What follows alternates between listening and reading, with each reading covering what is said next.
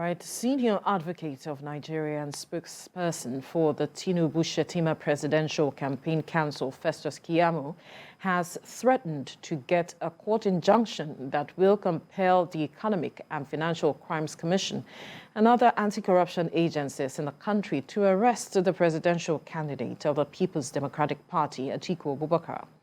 This is coming off the back of shocking revelations made by a former aide to Mr. Atiku Abubakar bordering on money laundering and embezzlement of public funds.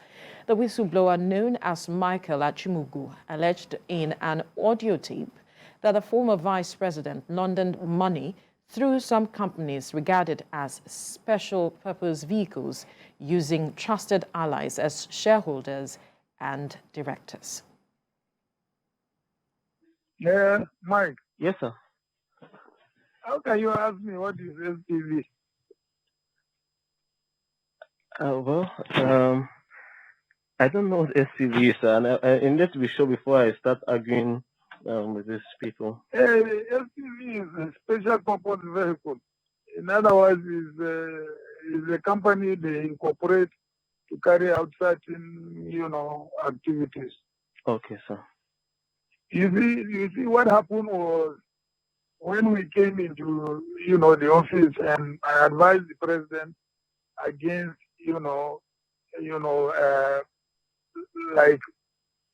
open corruption. Yes, sir. I told him, I said, give me 3 people you trust. Yes, sir. And I will prepare 3 companies, which they will be the subscribers, or rather the directors. Okay, sir. So that, if there is any contract that we give, they will act like consultants, yes. And then they are given a fee. Yes, and sir. that fee is what we now use, to fund the party instead of, engaging open. So he gave me the names of Fashawe, Andy Uba, and the late this guy, from Borno State, who died in that plane crash. Trying to the 3 of them. Okay, sir. So I now incorporated companies and I put them as subscribers. Yes, sir. And one of the companies was Marine Floats. Yes, sir. So when this governor sent a donation to the party, now he sent it to Marine Floats. So Okay. it was paid into Marine Float. Yes, sir. And one of the subscribers of Marine Float was Otumba Fashe. That account was very, very well investigated by EFCC to see whether, there was any vision. They found out that there was nothing. Yes, sir. So that was where the 100 million went to. It did not go to Atiku Abubakar. It went to Marine Float. And Marine Float was an SPV, special purpose vehicle, created, as a consulting company. So okay, sir. that was the way I handled it. That's the audio making the rounds where it is alleged that the presidential candidate of the PDP, Atiku Abubakar, was speaking with the whistleblower Michael Achimugu there. Well, joining us now from our Abuja studio is the spokesperson, Media and Publicity Directorate of the Tinubu-Shettima Grassroots Independent Campaign Council, Olumide Braithwaite. Good morning, and thank you for joining us on TVC Breakfast. Good morning. Glad to be here. Thank you for having me. Now, what are your impressions of how this matter is being handled, especially seeing that the senior advocate, Festus Keyamo, is saying that he is going to get an injunction, a court injunction rather, to ensure that the EFCC and ICPC effect this arrest of the presidential candidate of the PDP, Atiku Abubakar. Does the EFCC and ICPC need that injunction to carry out its duties? What are you seeing playing out?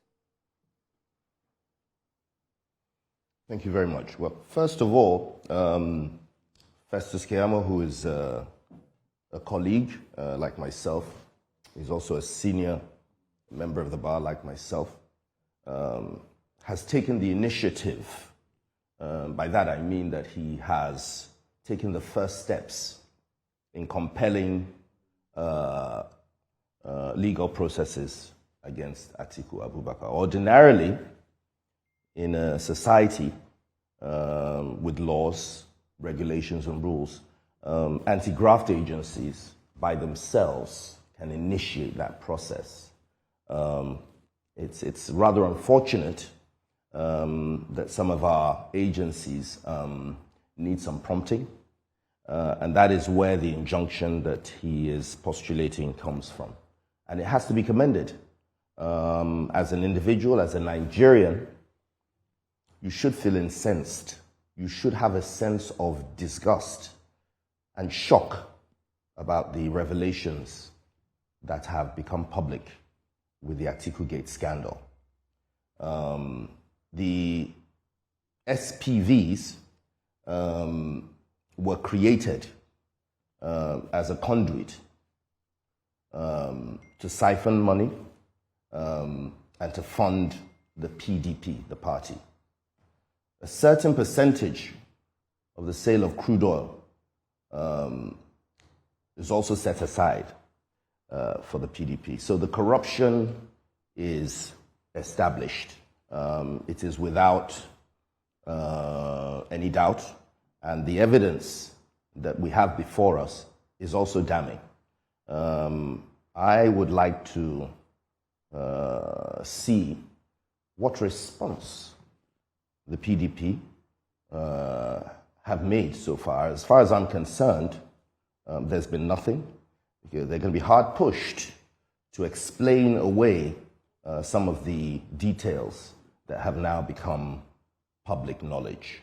And let me say again that this latest revelation is a continuation of a long line in the adult life of the presidential candidate of the PDP, Atiku Abubakar, of reputation of corruption, of profligacy, and mismanagement.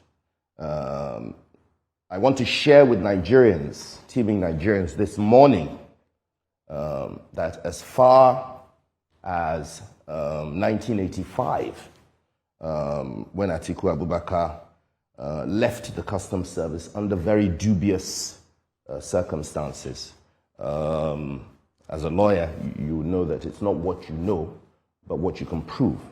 But the information that we have is that he was dismissed under the customs, although it was later commuted to voluntary retirement at such an early age. This was when he was in customs at Idi Iroko and Imeko borders.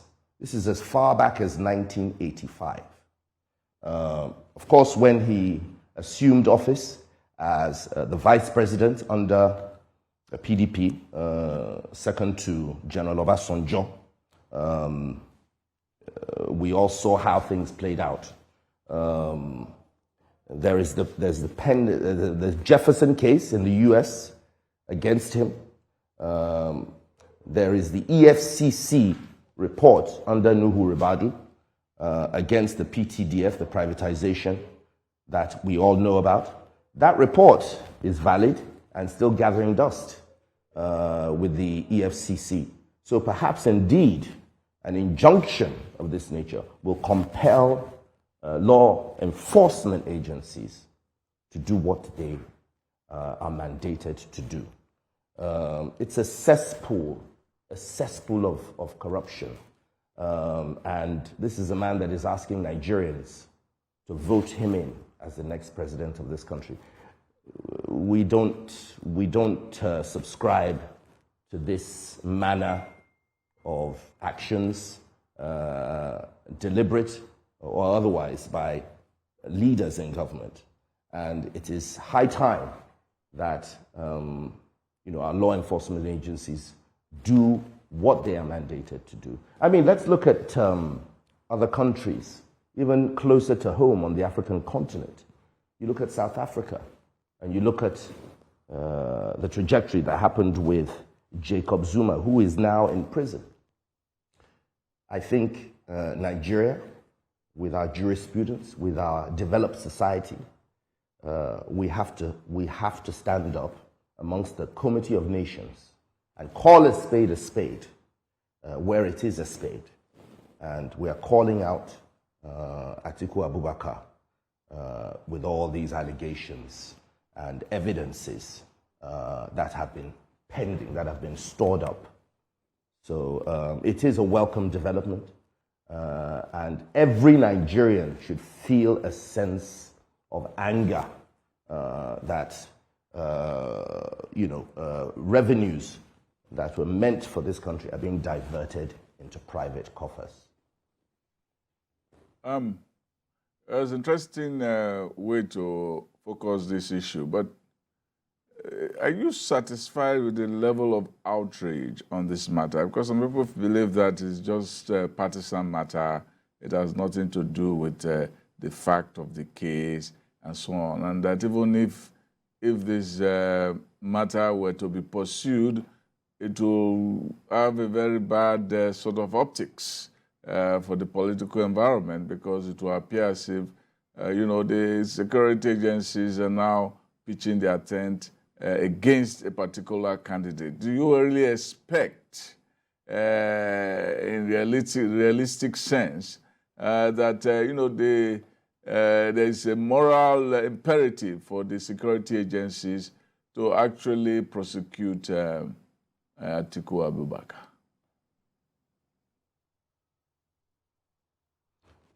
Well, if we're talking about morality and laws, I believe that in both instances, we are, when I say we, I'm talking about law-abiding citizens of this country.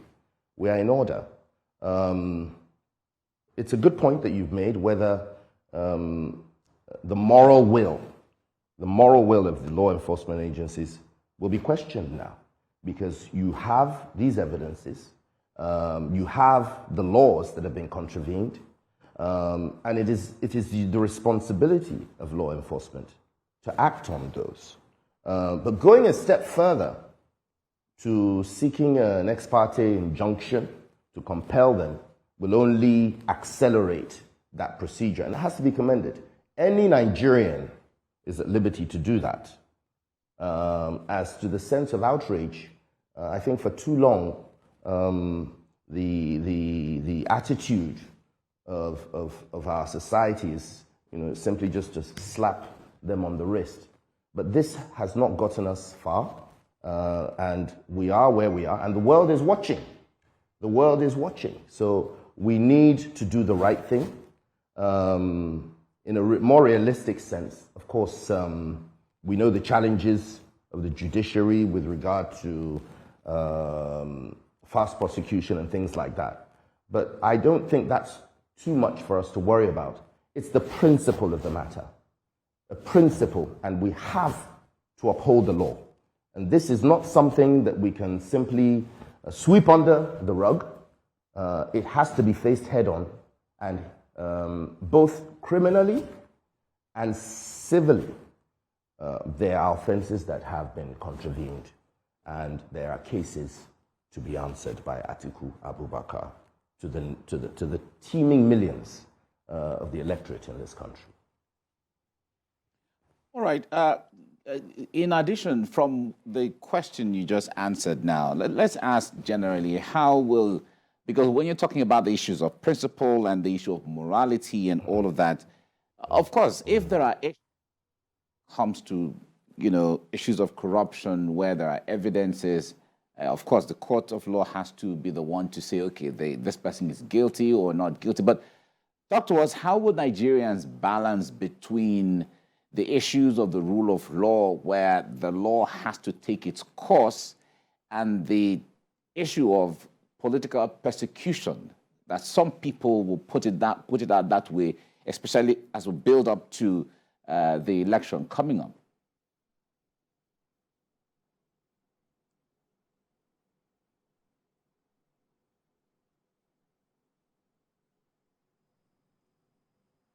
Can you hear me?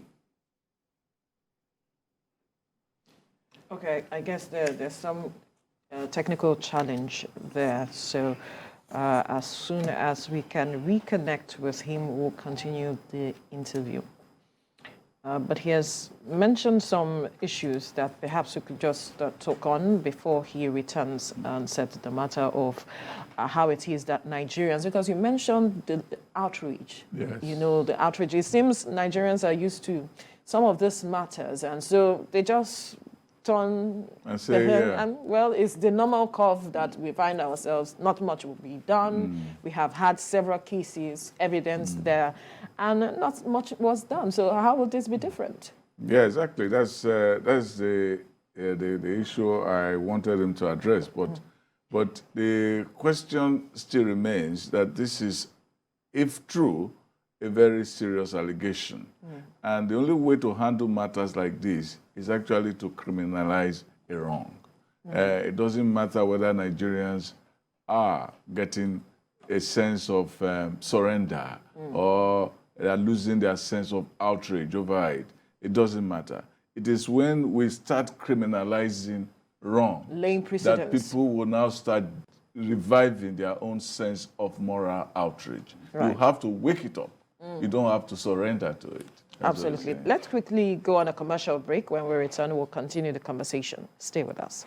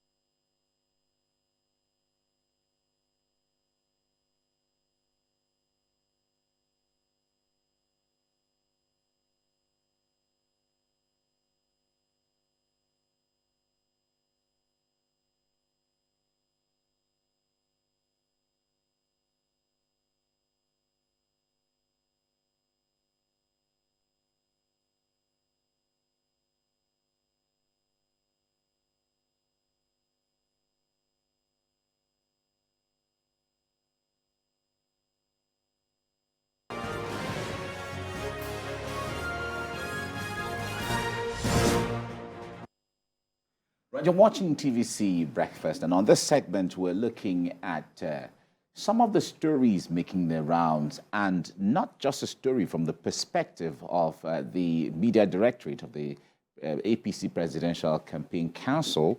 Festus Keyamo, senior advocate of Nigeria, addressed the media conference recently, and he called for the arrest and prosecution of the presidential candidate of the PDP, Atiku Abubakar, on the ground of a lot of revelations brought on to the limelight by one of his former aides, Michael Achumugu, and he talked about the issue of SPVs and several other allegations in there. That's what we're talking about. And we have joining us, Barrister Olumide Braithwaite, and he has been giving us insight into issues around this. All right, it's good to have you join us back. Now, I was asking earlier, the issue of the law taking its course at times like this where allegations are made and the minds of Nigerians saying or making conclusions sometimes that this could just be a political move to persecute someone. How do we balance this as we build up to the election so that the right thing is done? It's a very good question. Very good topic. There is no political witch hunting here. It's simply a case of calling a spade, calling a corrupt person, a thief, and the laws are there. Section 19 of the Corrupt Practices and Other Related Offences Act of 2000 clearly states the offences. And law enforcement cannot ignore this. They have a duty to Nigerians to investigate. And where they find wrongdoing, to prosecute. There are three arms of government. There's the executive, the legislative, and the judiciary. And we have to do things properly. Where there has been abuse of law, where there has been evidences or even information, it behoves upon law enforcement to investigate. And when we're talking about the leadership of this country, the character of those that are seeking office must be thoroughly scrutinized. Let me remind Nigerians about the panel of inquiry that found Atiku Abubakar culpable of impropriety involving the Nigerian intel services. Let me remind Nigerians again of the cesspool of corruption that has trailed the person of Atiku Abubakar throughout his adult life. And never has he been convicted. And perhaps it is because of the veil. As you know, if you form a company, you can have a veil where you can siphon monies, you can trade, and all these things would not be reflected. But we have seen with the whistleblower, Michael Achimogu, that there is a case to answer here. And it cannot be swept under the rug. I repeat this. It has to be faced head on. And so there is no political witch hunting. It is simply following the rule of law, simply and effectively to its conclusion. Who are saying or calling it a political witch hunt are looking at the timing for which this is happening, especially as it is close to the elections that perhaps we could have. Why is it that this is just coming up at this time? That's on the one hand. And now there are those who are saying that there are others who should be held culpable with regards to this matter, that matters like this couldn't have happened without the endorsement of certain persons in government at the time. Perhaps his principal, talking about former President Olusegun Obasanjo, that he should also be looked into, be called out to address this matter. That's a good point. Of course, this was the government of the PDP at the time. I mean, the evidence is damning enough, okay? You have the likes of Fashawe and Yuba, and the person that Atiku Abubakar was mentioning, he couldn't remember the name, was Waziri Mohammed.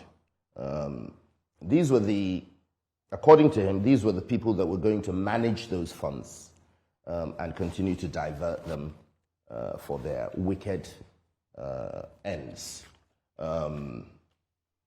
We have to go back. We have to go back. Don't forget that in 2015, Atiku didn't contest. Rather, the likes of Iyorchia Ayu, Bukola Saraki, Tambuwal, these were the first 11 in President Buhari's government in 2015. All of them, including Garba Shehu, the current spokesman for Mr. President. And let's not forget that Atiku Abubakar at the time, and I'm quoting, said that the PDP has completely derailed. It has lost its direction. And now he is contesting after publicly castigating PDP. So a thorough investigation is what Nigerians demand. And this time around, we are not going to have a report like we did under Nuhu Ribadu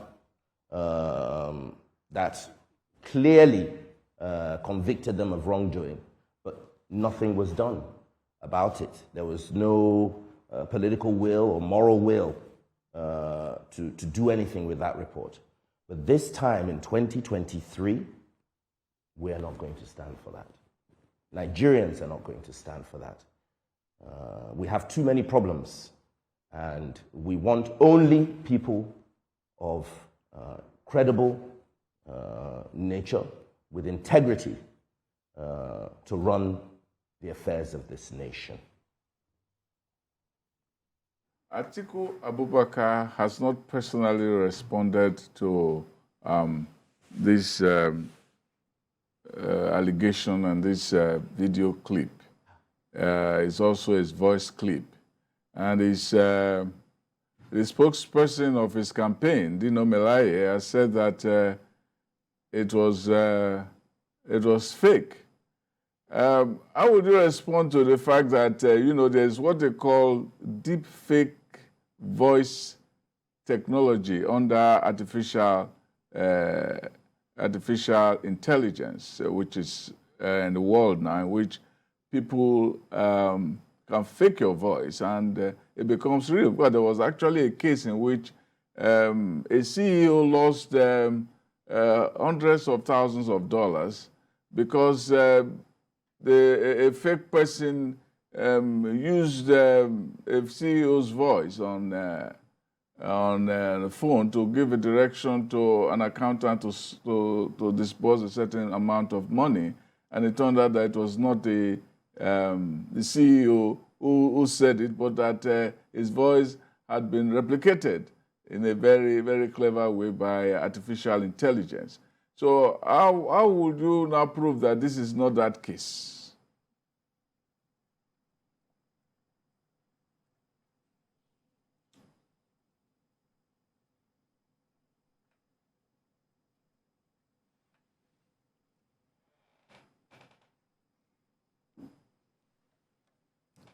Right. Okay. It seems there is a challenge. They have to come up. There has been no rebuttal.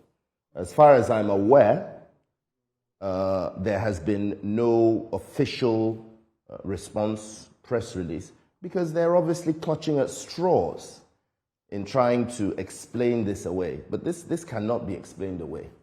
It has to be properly investigated.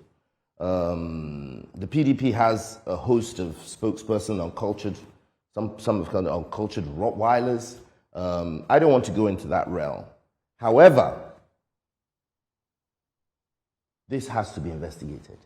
This cannot be swept under the rug again. Corruption, siphoning of money, stealing, diversion, the list goes on. Enough is enough. Nigerians are not going to stand by that. So I look forward to seeing what PDP and the Atiku Presidential Campaign can come up with. Indeed, I welcome such a response from them, because we demand answers, we demand explanation, and we demand justice. All right. When it comes to prosecution and that aspect of exercise, it is the EFCC or the ICPC or the CCB, they will be the ones doing that on behalf of Nigerians. But for the part of Nigerians where there is always the issue of Nigerians being called to hold their leaders to account, how do you expect Nigerians to react in this, to go about this particular issue at this time from that window?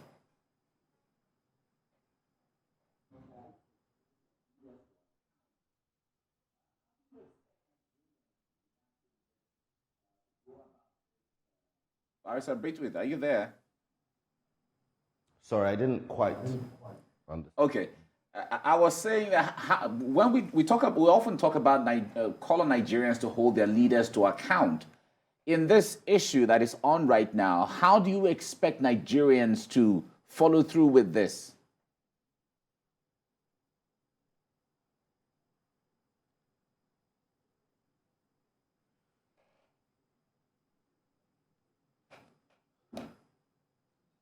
Are you there?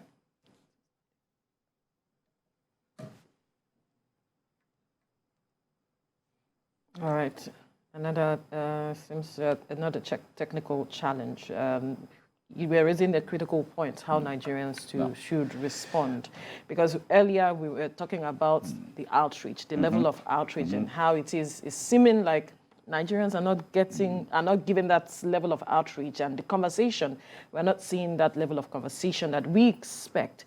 with the kind of evidence, so to speak, that we have seen, although he has mentioned the matter of deepfakes, we still do not know yet, but then perhaps these are the reasons Nigerians are not reacting the way we expect. The point there is, it is one thing for the agencies who are supposed to check, because, of course, Festus Keyamo called on the EFCC and the ICPC and the CCB to act. Even if Nigerians are going to react, in the context of the law, it is the EFCC and all of that are going to act. But Nigerians also have a duty here. To put pressure. Put pressure on, because we always call on Nigerians to hold their leaders to account. Right? So sometimes we hear Nigerians discussing it, but is it enough to discuss it and then after you discuss it for 2, 3, 4 days or 1 week, it goes away? Exactly. So that's what I was looking he's for. Back on now. Oh, good, great. All right, Barrister Braithwaite, it's good to have you back on. It seems the network is playing with us this morning, but it's good to have you back on. Now, I was asking this question from the premise where we call on Nigerians to hold their leaders to account. I was asking you, what do you expect and how do you expect Nigerians to follow through with this in the area of holding their leaders to account? Okay. The network is not going to stop us from achieving our objectives. Let me just say that. Now, there are two aspects here. There is the criminal aspect. There is also the civil aspect. Because holders of public office who have breached the trust of the electorate have a case to answer. And anti-graft agencies are the ones that will deal with the criminal aspect. So both criminally and civilly, as I initially mentioned, Atiku Abubakar has a lot of things to explain. The Nigerian law is on trial also here, I must say, because as you rightly said, for far too long, we don't hold our leaders to account. That has to change, and I dare say with the person of our own political candidate, presidential candidate, Asiwaju Bola Ahmed Tinubu, a lot of change, revolutionary change, will come into operation. So our laws and the swift prosecution, how far we have progressed in our legal system is also going to be called into question. As to the timing, that has nothing to do. We don't control that. We don't control that. The timing is absolutely apposite. And where wrongdoing has been established or even tabled, then the individual has a choice, in my opinion, either to step down or to continue fighting or to continue to deny that. But we'll get to that conclusion very, very soon. You have mentioned the fact that the level of outrage does not really measure up to the level of scandal.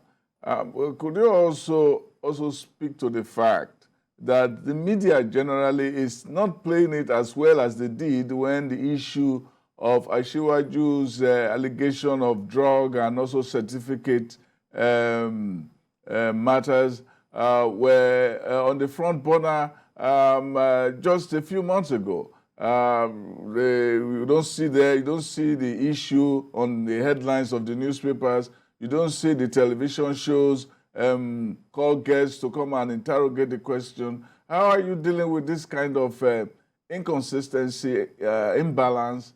Whereas some people may call prejudice in the media that is really going on as far as this Atiku case is concerned. God bless you, sir, for that intuitive rendition. what I call irresponsible journalistic hogwash is everywhere in the media space with our journalists. And the imbalance is very palpable. When our principal, Asiwaju Bola Ahmed Tinubu's reputation, character, and all that is being tarnished, you have to ask yourself, what motivates some of these media houses and some of these journalists to have this imbalance? And here we have facts, we have evidence, and yet, as you have rightly highlighted, some of these journalists are not doing what they're paid and what they signed on for. And again, on behalf of our principal, Asiwaju Bola Ahmed Tinubu, who has also been investigated without any blemish, I must add, we reiterate that Nigerians deserve to have the best. And certainly when the character and the facts surrounding a presidential candidate has been called into question, it's a very, very serious matter. And Nigerians should really feel outraged. We have so much poverty. We have so many problems. And yet you have people in government like this stealing public funds, diverting for their own selfish, miscued reasons. No. Enough is enough. This is the time for us to effect change in this country.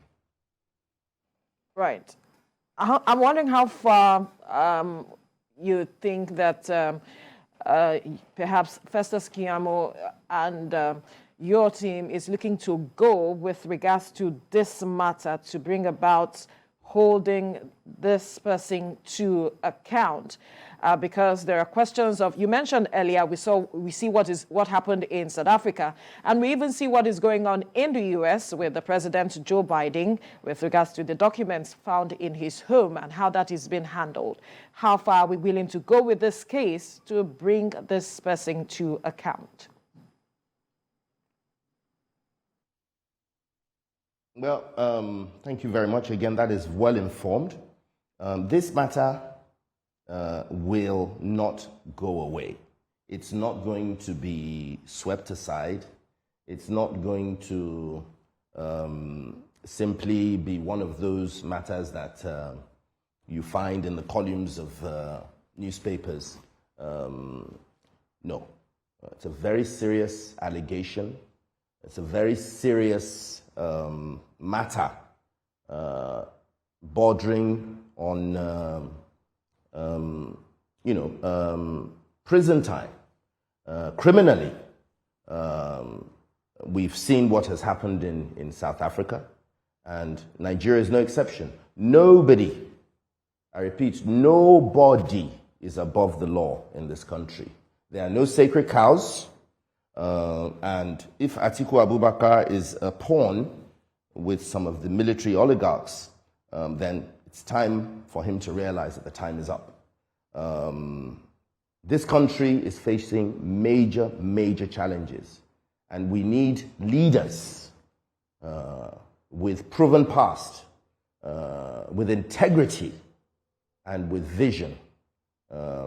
Honest leadership, sacrificial leadership, which Bola Ahmed Tinubu possesses, as opposed to the PDP candidate in the person of Atiku Abubakar.